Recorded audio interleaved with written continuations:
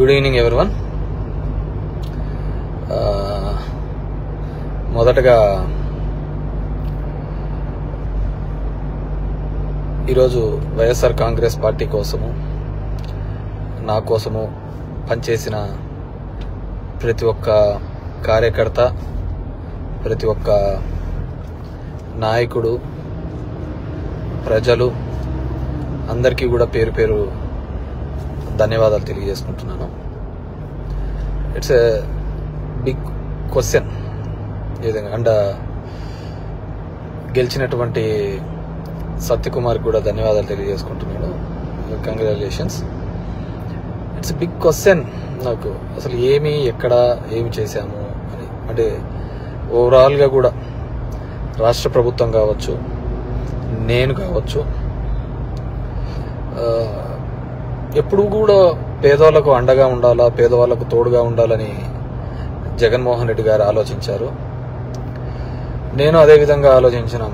ఈ 5 years అయితే అసలుకు నేను ఎక్కడన్నా విజయవాడ లాంటి ప్రాంతాలకు పోయి రాత్రి 2 గంటలకు వచ్చినా కానీ మళ్ళీ పొద్దున్నే 7 గంటలకల్లా లేచి ఇంటింటికి వెళ్ళి తిరగడం జరిగింది.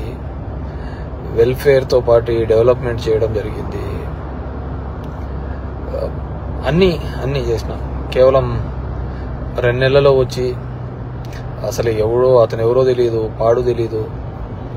ఎక్కడైనా పోయి మామూలుగా జనరల్గా పోయి కూర్చొని నిలవన్నా కానీ ఎవరు జనాలు కనుక్కోలేరు.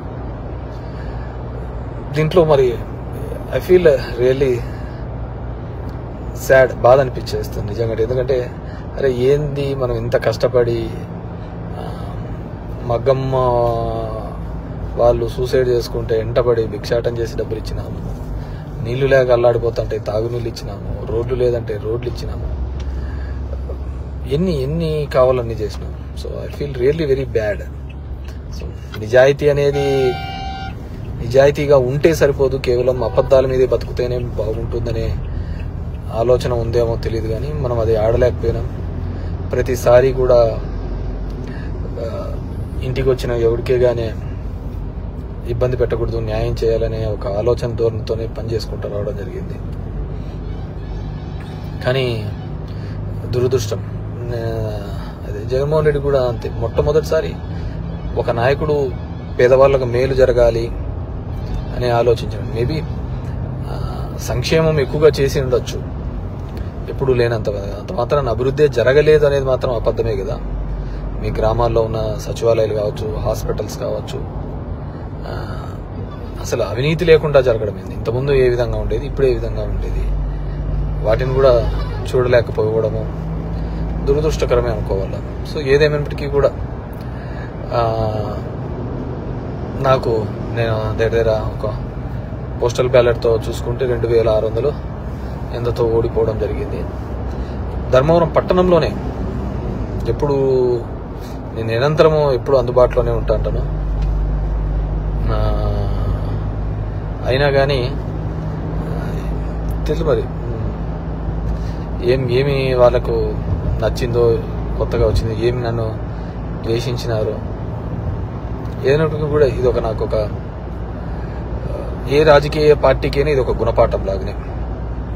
ఎందుకంటే ఇంతకుముందు జగన్ రెడ్డి గారు ప్రెస్ మీట్లో చెప్పినట్టు అంతమందికి ఒక మేనిఫెస్టో చెప్పి ఆ మేనిఫెస్టోలో 99% చెయ్యాలి అనే ఆలోచన. ఎందుకంటే ఇంతకుముందు చెప్పిన వాళ్ళందరూ మర్చిపోయేవాళ్ళు, పక్కన పడేసేవాళ్ళు.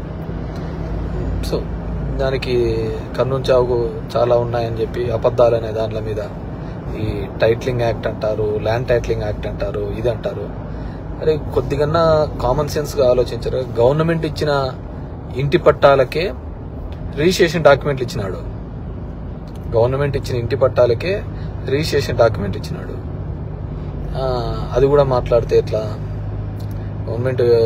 గవర్నమెంట్ ల్యాండ్లకే రిజిస్ట్రేషన్ చేపించి ఒరిజినల్ పత్రాలు ఇచ్చినాడు. మీ భూములు జగన్ రెడ్డి తీసుకుంటాడంటే ఎలా నమ్మగలిగిన? అది ఒక కారణం అయ్యింటే అది ఎలా నమ్మగలిగినారో ఏమో కానీ అర్థం కావట్లే. సో చూద్దాం. ఇప్పుడు చంద్రబాబు నాయుడు తన అనుభవంతో సంపద సృష్టించాడు. ఏ రోజు సంపద సృష్టించినాడో కూడా తెలియదు. ఆయన ఇంతవరకు ఎప్పుడు సంపద సృష్టించినది, ఎప్పుడు అప్పులు పెట్టిపోయినాడే తప్ప 14 సంవత్సరాలుగా ముఖ్యమంత్రిగా ఉన్నప్పుడు సంపద ఎప్పుడు సృష్టించలేదు అనమాట. సో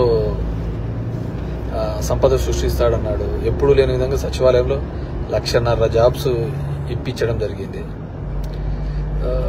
ఇవన్నీ కూడా ఇక్కడ క్యాలిక్యులేషన్లోకి రాలేదు. జనం దగ్గరికి సేవలు రావాలి. కరోనా లాంటి క్లిష్టమైన పరిస్థితిలో ఆ కుటుంబానికి తోడుగా ఉన్నాడు. మేబీ మనుషులంటే అలాగే ఉంటారేమో మరి తెలియదు. కానీ ఏదైనప్పటికీ కూడా నా పార్టీ కోసము నిరంతరము కష్టపడిన వైఎస్ఆర్ కాంగ్రెస్ పార్టీ కార్యకర్తలకు, నాయకులకు, నాకు ఓటు వేసి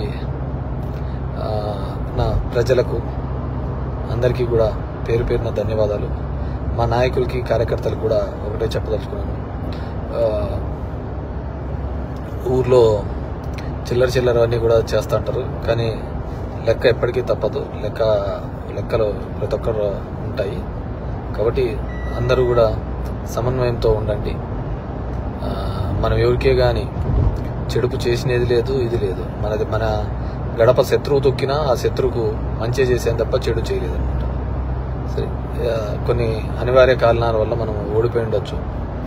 ఏదైనప్పటికీ కూడా నాకు మద్దతుగా నిలబడిన అందరికీ కూడా, ప్రతి ఒక్కరికి కూడా పేరు పేరున ధన్యవాదాలు తెలియజేస్తున్నాను.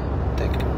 ఇప్పుడు ఆపరేషన్ లేకుండానే మోకాళ్లకు ప్లాస్మా ట్రీట్మెంట్. మీ ఆర్థోపెటిక్ సమస్యలన్నిటికీ రోబోటిక్ టెక్నాలజీ ద్వారా తక్కువ ఖర్చుతో శాశ్వత పరిష్కారం. Free consultation. ప్రతి ట్రీట్మెంట్ పై 20% డిస్కౌంట్. ఈ ఆఫర్ కొద్ది రోజులు మాత్రమే. త్వరపడండి. V9 hospitals 9281465842.